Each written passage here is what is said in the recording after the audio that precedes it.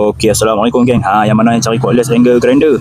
Jenis cari brushless motor. Okey, hampa kena grab yang ni. Harga tak berapa ringgit pun. Lepas tu, hampa tahu yang ni 15,000 rotation per minit. Okey, kalau hampa beli headset macam aku ni, 2 biji bateri. Okey, lepas tu hampa akan dapat ni. Ni untuk potong besi satu, untuk polish kapal ni. Ni. Lepas tu yang ni hampa akan dapat dia punya charger, lepas tu yang ni cover. Dan juga yang ni. Ni. Lagi yang ni.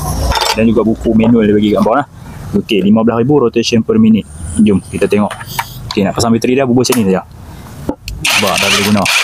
Dekat sini boleh lock. Kalau hampa nak guna berterusan, hampa tekan, kita lock. Boleh lepas. Okey. Nampak. Bateri dah. Kat bawah ni pula hampa boleh adjust speed dah tau. Tekan sini speed. Slow speed. Tekan lagi. Lagi. Lagi. Kat bawah ni hampa boleh adjust speed dah. Okey. Kalau berminat hampa boleh terus gerak dekat beg aku ni. Memang padu ni. Harga berapa ringgit ya pun. Kalau nak lagi okey, hampa cari hard volt yang paling tinggi sekali.